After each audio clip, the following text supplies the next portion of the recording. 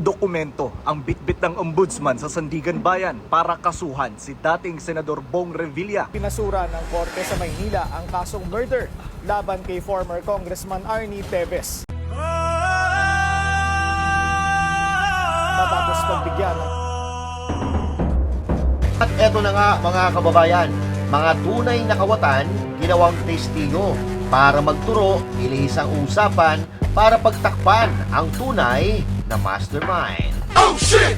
Dating Congressman Arnie Teves, pinaulan na ng bintang, sinira ang pangalan, pero kalaunan, biglang sasabihin ay walang kasalanan. Diyos ko po naman. Pag-uusapan po natin yan mga kababayan, maya-maya po lamang. Para lagi ng update. Ako nga pala si Bidaya ng mga oposisyon sa kasalukuyan ko. At sabi nga galit na galit ang mga dakungan ng Pangulong Duterte. Kung hindi ka pa nakakapag-subscribe, isubscribe mo na yan! At syempre pa, magandang araw mga banateros at mga kababayan kong Pilipino sa iba't ibang panig ng mundo. Ako po si Master Judea, tayo po ay nagbabalik para ipagpatuloy ang ating advokasya. Sa pamamagitan ng ating boses, nagbabakasakali tayo na marinig nila ang ating hinaing para matupad ang pinapangarap natin sa ating bayan, ang masigla, matiwasay at maunlad na Pilipinas. Pero hanggat andyan ang mga kalaban natin, mga trapolitiko, mga hudas, mga magnanakaw, hindi natin makakamtan ang pangarap na yan. Ang ating boses ay gagamitin nating sandata para panagutin ang mga mandurugas at mga timawa. Tulong-tulong po tayo para sa pagsulong, ibaon natin sa limot ang mga mandarambong, bong. Kaya kayong mga talipandas, makinig kayo. Banateros ay kami, walang iba. Banateros hanggang sa huli naming hininga. Yan ang banateros, walang inuurungan. Pag tama palakpakan, pag mali ay babanatan. At ayun na nga, bago po tayo magsimula, huwag kakalimutan na mag-subscribe sa ating channel, mag-follow sa ating FB page, at syempre, huwag kakalimutan na mag-share, mag-like at mag-comment sa ating mga video na ina-upload. Welcome sa ating mga bagong subscribers at salamat sa patuloy na sumusuporta sa mga dati ng subscribers. Maraming salamat po sa inyo. Okay, sige, umpisa na po natin ang ating banatan, umpisa na ang istorya. Unang arangkada, pag-usapan natin itong issue ni Bong Revilla. Tandaan po natin na si Bong Revilla ay dati ng kinasuhan pero siya po ay napawalang sala dahil sa kakulangan ng ebidensya. Napawalang sala, ibig sabihin, hindi po napatunayan yung mga kaso na ibinibintang po sa kanya. Pero bakit ngayon pilit na naman idinadawit ang kanyang pangalan? Bakit siya isinasabit sa anomalya? Panoorin po muna natin itong balita na ito. Si dating Senador Bong Revilla at 6 na iba pang opisyal ng DPWH. Kaugnay po yan sa halos 93 million peso Ghost Flood Control Project sa Pandi, Bulacan. At nakatutok live si Jonathan Handa. Jonathan. Vicky, nahaharap na naman sa kasong katiwalian si dating Senador Bong Revilla. Siya na po ngayon ang pinakamataas na opisyal na kinasuhan ng ombudsman kaugnay sa maanumalyang flood control project sa bansa. Ang ugat ng kanyang kaso, umano'y ghost project sa Bulacan. Bulto-bultong dokumento ang bitbit ng ombudsman sa Sandigan Bayan para kasuhan si dating Senador Bong Revilla at 6 na dating opisyal ng DPWH kaugnay sa umano'y korupsyon sa flood control projects. The Office of the Ombudsman determined that there exists probable cause to file criminal charges against several officials of the DPWH Bulacan 1st District Engineering Office and Senator Ramon Bong Bautista Revilla Jr. Ang kaso, malversation of public funds through falsification of public documents at paglabag sa Anti-Graft and Corrupt Practices Act kaugnay sa 92.8 million peso ghost project sa Pandi, Bulacan na inaward noong March 28, 2025. Sabi ng ombudsman, nagsabwatan sina Revilla, Engineer Bryce Hernandez, Engineer JP Mendoza, Engineer RJ Dumasig, Engineer Emelita Huat, Juanito Mendoza at Cristina Pineda para ilabas ang 76 million pesos na pondo para raw pampagawa ng flood control sa Purok 5, Barangay Bonsuran sa Pandi, Bulacan. Pero batay sa mga opisyal na inspeksyon at sa mga testigo, wala namang naitayong flood control doon. Despite the absence of any actual construction, the respondents declared the project completed. Thereafter, to facilitate the release of the entire project cost, the respondents are found to have falsified accomplishment reports, issued fraudulent billing documents, and endorsed disbursement vouchers. Hiling ngayon ng Ombudsman sa Sandigan Bayan maglabas na agad ng hold departure order at warrant of arrest laban kay Revilla at sa 6 na kapwa niya akusado sa kaso. For the case of malversation, the prosecution recommended no bail. That said, if and when warrants of arrest are issued by the court, the respondents will have to be detained pending trial. Pangatlo na si Revilla kasunod ni Zaldico at Sara Diskaya na high-profile personalities na kinasuhan ng Ombudsman dahil sa anomalya sa flood control projects. Sino pa kaya ang susunod na kakasuhan? At present, several cases are still ongoing preliminary investigation, while many more remain under active and continuing fact-finding. This sends and should send a clear message. Those who misuse public funds will be held accountable under the law. Ayan, mga kababayan, narinig naman po natin, malinaw na malinaw. Pero ang pinagtataka natin, si Bong Revilla ay hindi nanalong senador. Okay? Hindi nanalong senador, so ibig sabihin, sa mga pangalan na dati nilang pinag-iinitan, like Chis Escudero, Jingo Estrada, si Mark Villar, at yung iba pa ay mga aktibong senador po ngayon, samantalang itong si Senator Bong Revilla ay wala na kapangyarihan at hindi natalo nga siya noong nakarang eleksyon. So, ang tanong dito, kung sinasabi na dapat parusahan ang lahat ng gumamit ng mali sa pondo ng gobyerno, bakit nagtataka tayo bakit si Ramon Bong Revilla? Ha? Si Ramon Bong Revilla na hindi naman galing sa Kongreso. At tandaan po natin, ang insertion ay nangyayari po yan diyan sa Kongreso at sa bicameral. Bakit? Si Revilla ba ay member ng bicameral committee? Hindi naman, di ba? So, sa tingin ko, malaking factor po dito yung pagkakasangkot niya dati sa mga kaso. Pero, tulad ng sinabi ko kanina, tandaan po natin, napawalang sala po siya.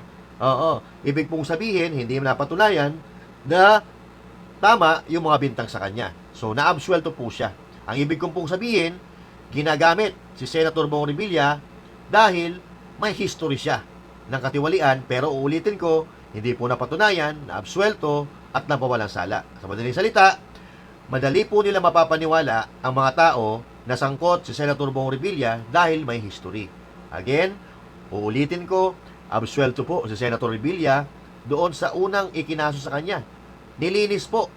Okay, ibig sabihin, malinis po ang kanyang pangalan doon sa mga unang ikinaso. Ngayon, tingin ng nakakarami at yung ibang mga political analyst ay ginagamit lang siya para malihis ang usapan. At kalaunan nito, sasabihin nila, case closed na, nakasuhan na yung malaking isda. Isipin nyo, mga kababayan ha, ang insertions po, tulad ng sinabi ko kanina, nangyayari sa Kongreso at sa Bicameral Committee, pero bakit si Bong Revilla ang kinakasuhan nila na hindi naman siya naging parte ng Bicameral Committee, hindi naman siya naging parte ng Kongreso? At bakit sa dami ng pinangalanan, bakit si Revilla lang ang kinasuhan? Hindi ba kayo nag-iisip? So, ganito lang po yan, mga kababayan. Una, kinasuhan si Atong Ang. Diba? Si Atong Ang dahil akala nila mahuhuli nila si Atong Ang ng mabilisan. Hanggang ngayon, hindi pa nila nahuhuli, nakalaya pa rin si Atong Ang. So, ibig sabihin, hindi umubra yung gimmick nila gamit si Atong Ang dahil ang taong bayan, walang pakialam kay Atong Ang. Wala pong pakialam kay Atong Ang taong bayan. Ang gustong maparusahan ng taong bayan ay si Martin Romualdez, at yung kanyang mga kasabwat. Sila naman talaga yung mga pasimuno niyan eto, tingnan po natin,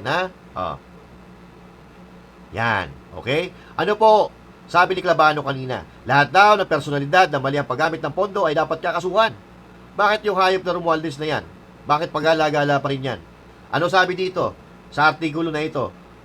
Sabi dito, Remulla's co-pocketed, si Remulla ang nagsabi nito. Remulla, John Vic Remulla. Sabi niya, co-pocketed $1 billion hits. Boss Romualdez could have taken more. Okay? So, ang tansya daw po ng gobyerno, nakakuha daw si Zaldico ng humigit kumulang $1 billion. At kung i-convert po natin yan sa pera ng Pilipinas, ay 59 billion pesos. At ang sabi pa dito, sa pinakahuling statement, ay sabi, mas malaki pa daw. Tinataya na mas malaki pa daw ang nakuha ni Martin Romualdez kaysa kay Saldico. So, galing po yan sa DILG Secretary, hindi po tayo ang may sabi niyan. So, bakit si Bong Revilla ba ang pinag-iinitan? Bakit yung mga umamin, yung mga umamin na nagnakaw sila, biglang naging witness at under pa sila ng Witness Protection Program. So, ibig sabihin, hindi sila pwede kasuhan, immune pa sila. Di ba? So, umamin po sila. Yung sinabi kanina, First District ng Bulacan, dyan po galing si Alcantara. At dyan sa Bulacan din po galing. Ito si Roberto Bernardo. At umamin po siya, nakasabwat po siya, nagatid siya ng pera. Ngayon, bakit sila nasaan ang hustisya? Di ba? So, bakit ganito ang nangyayari sa ating bansa? Ako alam ko, alam ko na mas malalim pa sa inaasahan natin ang dahilan nito, pero focus muna tayo dyan sa korupsyon. At balang araw po, maiintindihan nyo kung bakit po nangyayari ito. Nangyayari ito dahil sa kapangyarihan, dahil sa politika, at marami pang ibang factor. Pero, ang opinion ko dito, bukod sa politika, nagagamit lang ang pangalan ni Revilla para maging scapegoat ng mga nasa likod nito na korupsyon na ito, na ang interes ay politika pa rin at higit sa lahat, katulad ng sinabi natin kanina, kapangyarihan. Tandaan po natin mga kababayan na hindi lahat ng kinakasuhan po may kasalanan. Yung iba dyan, nagagamit lang. Yung iba dyan, panakibutas lang. Tulad halimbawa, ni Arnie Tevez. Di ba anong nangyari sa kanya? Kay Arnie Tevez. Kung ano-ano ang ibinato sa kanya. Binansagan siyang terorista, murderer, at dahil doon, nagtago siya. Okay? Nanganib ang kanyang buhay, di ba? Nasira ang kanyang pangalan. Pero bakit siya nagtago? Dahil alam niya na wala siyang kasalanan. Siya po ay pinupolitika lang, siya po ay talaga namang ginagamit para pag-usapan, para ilihis ang issue sa tunay na katotohanan. Anong nangyari? Nagtago siya, di ba? Yung mga negosyo niya nawala, napunta doon sa kalaban niya. Tapos ngayon, biglang sasabihin, acquitted pala siya. Eto. Pakunoorin nyo, Ibinasura ng korte sa Maynila ang kasong murder laban kay former Congressman Arnie Tevez. Kaugnay ito sa pagpaslang sa dating board member ng Negros Oriental noong 2019. Dalawang kapwa akusado ang napawalang sala rin matapos pagbigyan ng korte ang kanilang demurrer to evidence. Ayon sa abogado ni Tevez na si Attorney Ferdinand Topacio, ang pag-absuelto sa kanyang kliyente ay patunay na harassment lang ang isinampang kaso. Naharap pa si Tevez sa isa pang kasong murder, kaugnay naman sa pagpaslang kay dating Negros Oriental Governor Roel Degamo at siyam na iba pa noong 2023. Ayan. So yon mga kapatid, napanood po natin, acquitted po sa murder case si Arnie Tevez. Pambihira, no? So, hindi po natin sinasabi na wala nang pananagutan si Arnie Tevez dahil mayroon pa po siyang kaso na kinakaharap ngayon at mananatili siya sa loob ng hulungan. Diba? Pero sabi nga nila, the suspect still innocent until proven guilty. Diba? Pero bakit nakakulong? Diba? So, hindi pa po napapatunayan. So, ibig sabihin yan, sa bagay, yung mga kaso niya ay no bail. Wala tayong magagawa doon. Diba? So, dinurog na nila ng dinurog, pero ang ending, acquitted pala. Sirang-sira yung pangalan, pero yung bintang sa kanya, puro, masasabi natin na kasinungalingan. Acquitted nga So, sa video na ito, yan lang po ang nais natin ipaintindi. Hindi lahat ng kinakasuhan may kasalanan. Yung iba dyan, panakiputas, at tandaan nyo, mga kababayan, may mga nakakulong ngayon na walang kasalanan. Hindi nila mapatunayan hanggang ngayon yung kanilang mga bintang. Yung iba mga dyan, yung iba nga dyan, yung ICC, sabihin na natin, yung ICC, kinukumbinsi yung mga pulis na tumistigo. Bakit? Ibig sabihin, mahina ang kanilang kaso. Nanghihikayat sila ng mga testigo para idiin si PRRD. Kasi wala, sa tingin nyo yung mga pulis, ididiin si PRRD, na alam nila na ginawa nila ang kanilang trabaho, sinunod nila ang utos ng gobyerno, at magkakaproblema sila dyan pagdating ng panahon. Kung magtestigo ang mga pulis, na sila naman yung naging kasangkapan dati, may hindi magandang mangyayari dyan in the future. Kung halimbawa, ngayon, pagtutulungan nila sa PRRD at si VP Sara Duterte ang maging presidente, mayayari sila dyan pare-pareho. Di ba? So, katulad nga na sinabi natin, may mga tao na silang kinasuhan, ipinakulong, na wala naman talagang kasalanan. Si PRRD, si Pastor Apollo C. Kibuloy, na hanggang ngayon, wala silang napapatunayan. At kung napapansin nyo, mga kababayan, yung mga nakakasuhan ay yung mga kaalyado ni Duterte lang. Kung meron man yung ibang nakakasuhan nasa linya nila, yung mga putyo-putyo na hindi naman kilala ng taong bayan. So, iniisa-isa po nila para pahinain ng Duterte at para lumakas naman sila. Pero, hindi na po maluloko ang taong bayan dahil lantad na po yung katotohanan. Yung katotohanan, napilit po nila pinagtatakpan. Ang issue po dito ay nakawan, ha? Nakawan. Pero, pilit silang gumagawa ng mga eksena, katulad na halimbawa, nitong issue ni Atong Ang.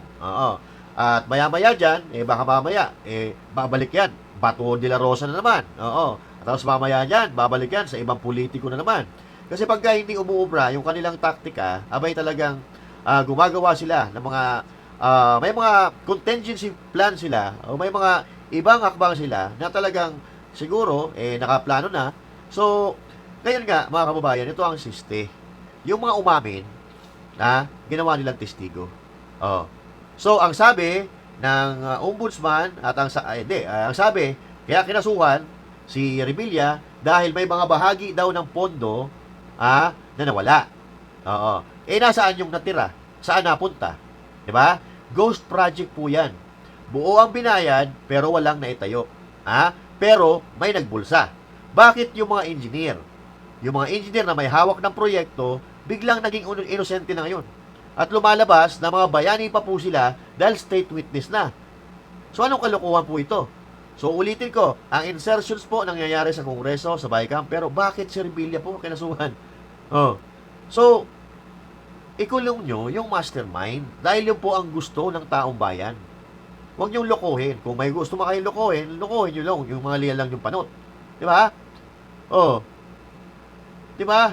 Kahit ano pa, kahit ano pa ang kaso, kahit sino pa ang kasuhan nila, wala na po yung epekto Kahit sino pa ikulong ninyo, magkulong kayo na magkulong na kahit sinong personalidad, wala na Hindi pa rin matatahimik ang taong bayan dahil iba ang gustong makulong ng taong bayan. Maliwanag naman kung sino-sino talaga yung mastermind. Di ba? So ngayon, mga kababayan, mukhang grabe. Nagiging scapegoat po. Sa tingin natin ito ang opinion po natin, sarili nating opinion, nagiging scapegoat itong mga kinakasuhan nila. Na hindi naman tayo sa nagmamadali, pero walang hiya. Naubos yung pera ng kaban ng bayan, pero yung mga ulo, yung mga mastermind, hindi pa rin nakukulong, hindi pa rin napaparusahan. 'Di ba? Ang pinakamabilis diyan kunin yung mastermind. At yun ang tanongin nyo kung sino ang kanilang mga kasabwat. 'Di ba? Yun ang pinakamabilis diyan Sa pagputol ng puno, bago mo mapabagsak yan, yung pinaka main stem ang puputulin mo para mabali yung mga sanga. Hindi ka mag-uumpisa sa sanga. Ano yan? Naglulukan ba tayo dito? Kung gusto mo patayin ang isang puno, hindi sanga ang puputulin mo, kundi yung puno mismo. So, yun ang nakakatawa sa atin dito sa Pilipinas, mga kababayan. Dahil, para bagang, eto nga, katulad ng nangyayari kay Liviste, parang siya pa ang nagmamakaawa doon sa mga kriminal na huwag siyang patayin. 'Di ba? Huwag siyang patayin dahil pag pinatay daw siya, lalabas ang lahat ng ebidensya ng katiwalian ng gobyerno na may mga dokumento na nakuha siya. Yun ang problema. Pag naisiwalat yan, mga kababayan, talagang marami masasagasaan. Kaya ngayon, pilit din nila pinapatumba si Liviste at kung sino pa na kumukontra sa kanila dahil nga ayaw nilang mamuking. 'Di ba? Ang gusto nila mangyari, manahimik ka. Huwag kang salita ng salita, sumunod ka na lang dahil kami ang batas dito. Pero yung naglagay sa kanila dyan sa mga pwesto nila, wala na silang pakialam doon. Wala nang halaga yun. 'Di ba? Pero ang dahilan kung bakit nandyan sila sa mga posisyon nila yan, ang taong bayan. Dahil yung naglagay sila dyan, sa kanila dyan, ibinoto ng taong bayan. 'Di ba? Ibinoto ng taong bayan, inaasahan natin na gagampanin nila na maayos ang mga nakaatang sa kanilang balikat, pero parang iba ata ang nangyayari. Ang nangyayari po dito, ang sabi nga nila, nagtatakipan. 'Di ba? Katulad na ng mga sinabi, ni Manong Luis Chavit Singson, ni Toby Tiangco, ni Congressman Erice. 'Di ba? So, ngayon, mga kababayan, tayo na po ang titimbang diyan. Pero alam na rin ng mga Pilipino kung sino talagang tunay na mastermind at yun ang inaasahan ng taong bayan na maparusahan. Hindi yung mga pangalan na basta lang ituro tapos kakasuhan tulad ni Bong Revilla. Pero, mga kababayan, hindi po natin kinokontra ang hustisya po dito. Ang sinasabi lang natin, ang nakikita po natin, ang nararamdaman po natin, at ang mga naririnig natin ay balikwas o taliwas po sa ating paniniwala at taliwas sa itinuturo ng mga ebidensya na nailantad na sa publiko, pinangalanan, pero ngayon malaya, nagpapakasarap sa buhay gamit yung mga pera na kanilang ninakaw. So, eto, like for example, si Bernardo, si Alcantara, si Bryce Hernandez, nagsoli ng pera, di ba? Nagsoli ng pera. Oo. So, ibig sabihin, guilty na may kinuha sila. Kasi insinoli nila yung kinuha nila eh. Di ba? So, pero bakit sila ngayon naging hero na, naging testigo, immune pa, nasa ilalim ng Witness Protection Program, na sa totoo lang, sila po talaga ang may kinalaman, sila ay may kagagawan, dahil inamin po nila yan. Kahit yung iba dyan, hindi umamin. Hindi umamin ng literal, pero pag ikaw, nagsoli ka na ng pera, ibig sabihin, meron kang ninakaw. So, bakit ang pinag-iinitan? Yung hindi naman nagsoli ng pera. Yung isang beses lang nabanggit ang pangalan. Pero ngayon, yun pa ang kinasuhan. So, mga kababayan, alam natin at alam ko rin na iba ang gusto nyong makita sa loob ng kulungan. Kaya dapat, isigaw natin na ikulong ang tunay na mangangawat, ikulong ang tunay na mastermind. Hindi yung mga pinagtuturo lang. Ang kailangan makulong, yung mastermind. At DILG na mismo nagsasabi, kung sino-sino po yan. Kaya natin, sabay-sabay natin isigaw. Kulong na yan, mga kurakot. Kulong na yan. Di ba? Ikulong nyo yung tunay na kurakot. Hindi yung scapegoat. Di ba? So magkita-kita po tayo muli, mga kababayan, sa susunod natin talakayan. And again, this is Master Judea saying thank you. God bless you all. And to God be the glory. Magandang araw po sa inyo lahat.